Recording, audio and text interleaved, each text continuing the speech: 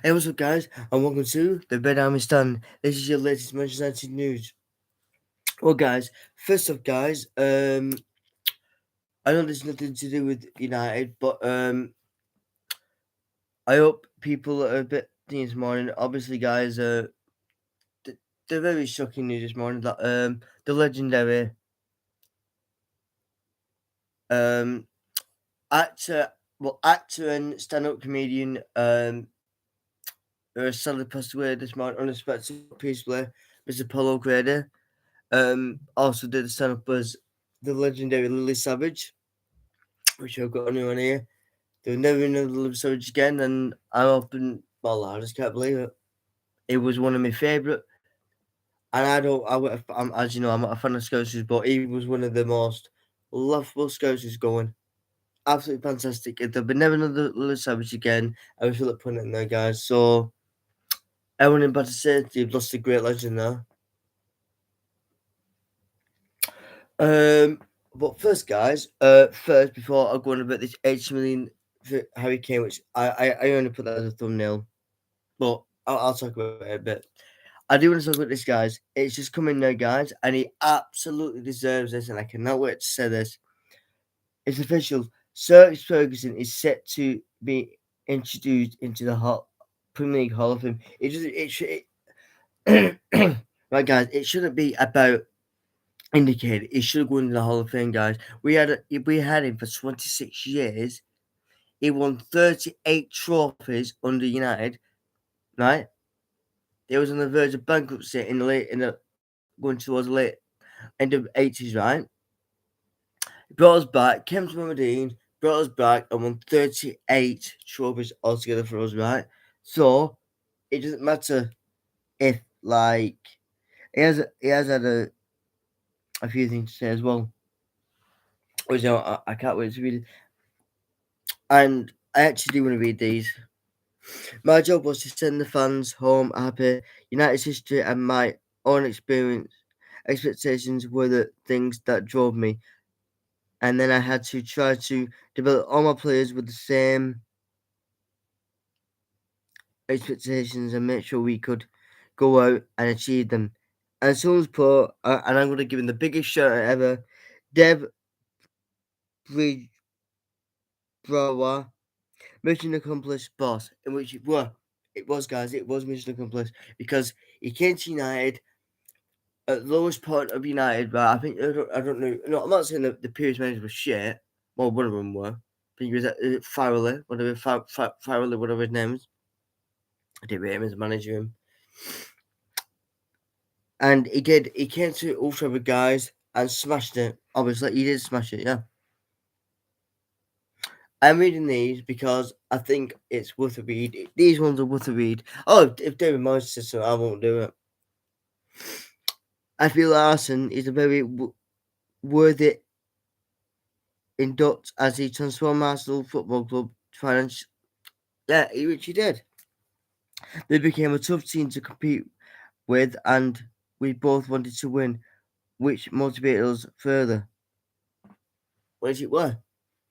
So be it, guys. Sir Alex Ferguson and Arsene Wenger, as I know, had the biggest rivalry. We had scraps. The players had scrap Patrick Vieira, Van Nistelrooy, Thierry Henry. That's when, guys, you could fear Arsenal at the time. No. But don't get me wrong, guys, I don't like Arsenal, right? But in them years, they had Dennis Bergkamp, Patrick Vieira, Robert Pires. I like that team. That team was had specialism. It had the team in it there. People saying, see, like Arsenal. Back in them days, I did, yeah. I didn't support them, but I liked the team because Omni was one of my. I hate to say this, guys, but Omni was one of my best Arsenal players. And still is to this day. Until the day I'm done, yeah. Omni was one of my best players. It was my second, Dennis Bergkamp, and then it was Dixon's in there. My favourite Arsenal manager was actually Arsene Wenger. Yeah, he was. Because don't forget, guys, he was with Arsenal for 25 years. I think he still was there when Fergie left. Yeah, he was. He was still there. And the answer is no. No. No, because there's no spark in Arsenal anymore. There's not. I think there's drinking it wins, I think. But in them years, Arsenal, I think Arsenal did win the title 1 year. I mean, they're glad because they deserved it because they had the players, they had the ownership, they had the manager and everything. Are they good enough? They are, but I don't rate this Arsenal team still because they're not as energetic as they were like back when they had Arsene Wenger. And people think, yeah, but you're in United channel. I know that, but but Fergie's talking about Arsene when they think yeah. Through the years since retirement, we go for dinner together in a little restaurant he knows well in Switzerland. He is a really interesting man. I enjoyed his company, but it's still my job to pick the wine. Do you know something? There's a friendship that you never broke. Never. Do you know? They still work, but they still work now.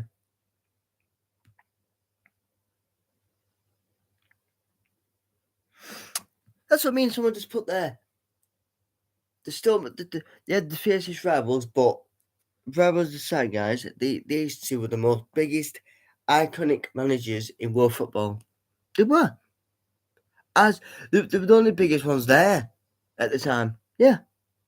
Obviously, Jurgen Klopp was still in Germany at the time. Well, I don't know if he still was at the time, but Wenger's got something to say as well. I will read it because I like Wenger, I told you. But they were the most dominated managers in the whole of the football region, of the football world, I should say. There was no other managerial connection between them two at all. You could not beat them two. Oh, they used to have like debates on such. I loved it because that's what you get. You get the players were the players and the managers would just brilliant. But at the end of it, guys, like Wenger's like Fergie just said, then no, they retired. Now they're both retired. They go out for meals. There's nothing wrong with that. Yeah, but the rivals. Yeah, but they're both retired now, right? The history is unbelievable, and yeah. And Wenger goes on to say, to share this with Sir Alex Ferguson is a great honour for me. It's like two boxers. You fight like mad and go a distance together. There you go. There you go. Now that is what you call a friendship. That, like he said, then they had the fears, but it was an honour to be with them. He's still so they're still in. Of course they do. At the end of the day, you have to respect it will be a great opportunity to meet with him, share a good bottle of wine and memories of old battles. There you go. There you go. Oh, so NXT legends inducted to the Hall of Fame. Sir Alex Ferguson, Peter Schmeichel, Roy Keane, David Beckham, Paul Scholes, Eric Cantona, and Wayne Rooney. All deserve to be indicated in the Hall of Fame. All great players, managers, and whatnot of United, yeah, all of them. I know Schmeichel went to City, but it doesn't matter. He was one of the most best goalkeepers we've ever had.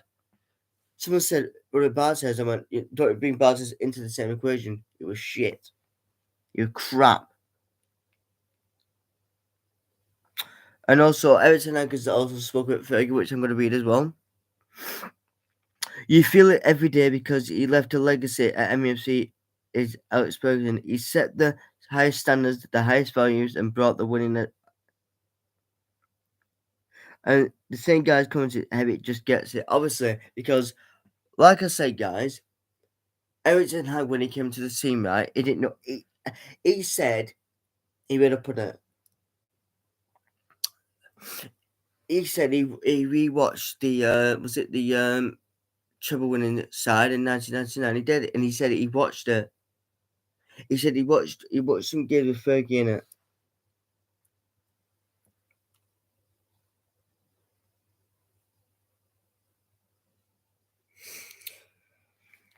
Anything else? Yeah, yes. He built that in the club. That is the standard of that you must raise if you want to play for Manchester United or work for MUFC.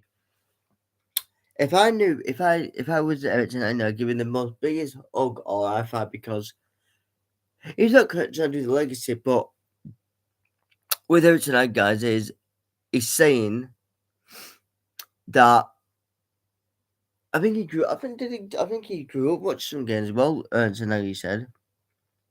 I think as well. Agent on how Search became so successful. First of all, he knew when to rebuild and reconstruct a new team because he did it over 2 decades, and every time he was successful, he did it with a bunch of homegrown players and bringing big stars in, which he did. He brought Beckham in, Cantona, Keane, Van Persie. Don't forget Van Persie as well. He brought Van Persie in.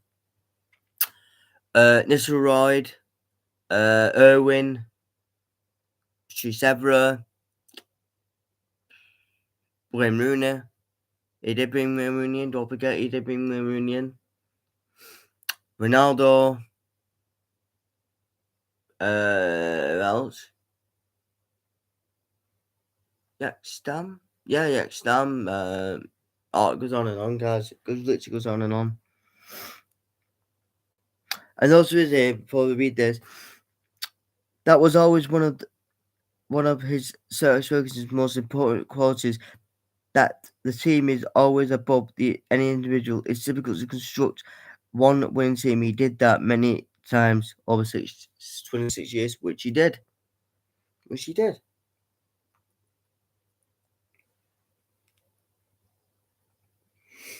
Yes, guys, I'm going to go on about Harry Kane, but this is more important. This is more important in a minute. The thing that was massive at the start of every season was Sir Alex hunger and desire. If you didn't have that, he could sense that straight away and you were gone. So to reproduce that year on year was something he was doing. What he means by that is, guys, right, is over the years, right, with Beckham, it was basically he had a massive, big brawl up in the dressing room with Beckham and he threw a boot at him, and that's when Beckham left. If you don't, like Ericsson Harris said, if you don't ding it on the search direction, you're basically gone, and that's what Fergie did. He did it with. I think the only person who did it. I think. Oh no, he did it with Roy Keane as well. Because I think Roy Keane was on the verge of going, and I think he wanted to stay, and then he left. But his legacy will live on, guys. Eric Ten Hag on the selection. He was a winner. He needed to win, which he won, guys. He won. To compare to other managers is difficult. I think he's out there on his own, winning 13 Premier League titles, rebuilding the teams in the way he had to do over such a long period of time is a massive thing, which is. I mean, he is one of, like I said, guys, he was one of his own, wasn't he? Alex Ferguson, he was one of his own. I think we were near bottom, weren't we? In the late, and then I think the late 80s when he came in, and then obviously he built that. Yeah, I think we were 19th. I think we were bottom of the league, weren't we? When he first came in, I don't know. I think we were bottom of the league, and then obviously he brought us up. He brought the players in, and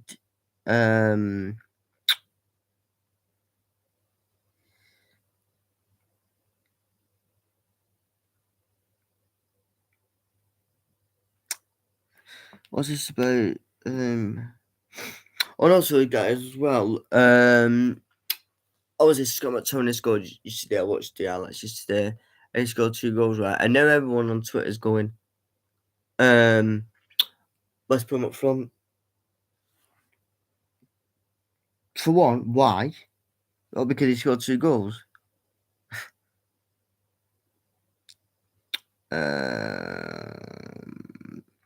Also, guys, I need to read this as well.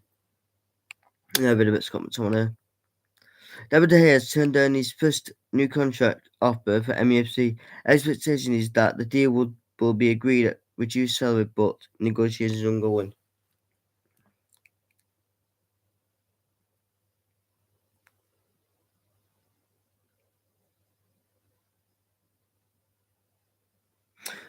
And also, guys, as well, Chris Emerson could be back in action MFC early as next weekend.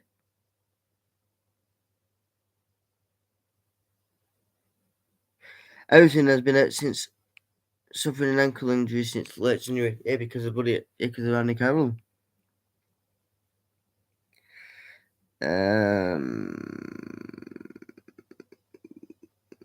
There's something about Harry Kane, but I can't find it.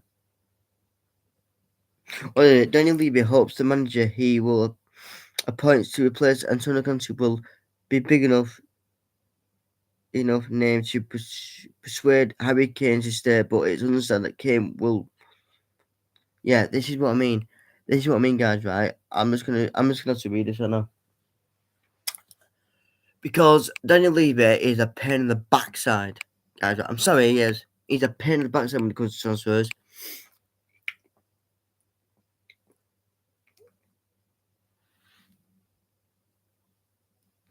He's a pain in the backside.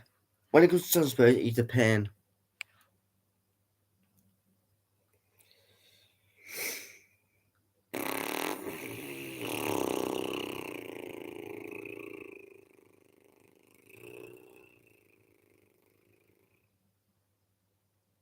But he really is a pain in the backside, guys. He really is.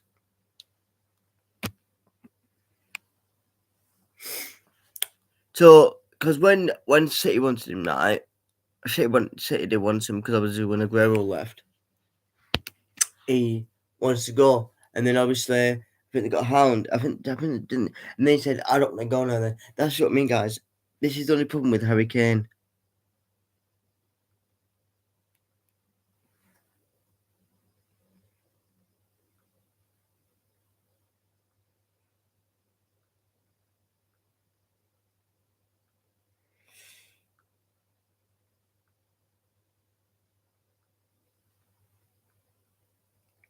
If he's going to be one of the mourners who's going to just basically say, "Oh, I'm going to go," and then end up not going.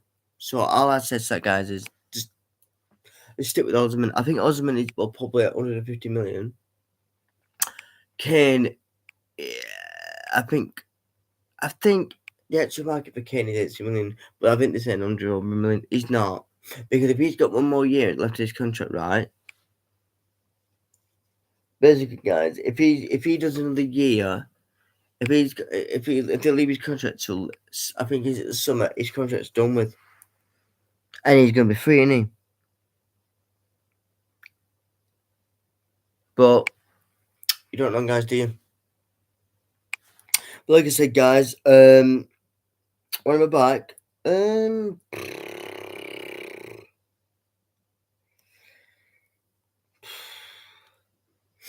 don't know, probably the FIFA stream. I don't. If I get any more bits, I'll probably finish it up tonight because I just need to kind of temper kind of last because my Twitch went off last night, and that's one thing but burn me up. But well, like I said, guys, there is no morning show on Friday because obviously I'm at a funeral on Friday, so I most probably do the morning show. Most probably be in between. I'll most probably do it in between the press conference reaction, which I might put in for about probably about,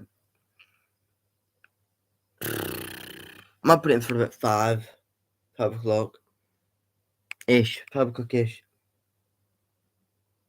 Can't do it any later, guys, because obviously I'm DJing tonight. But like I said, guys, yeah, yeah.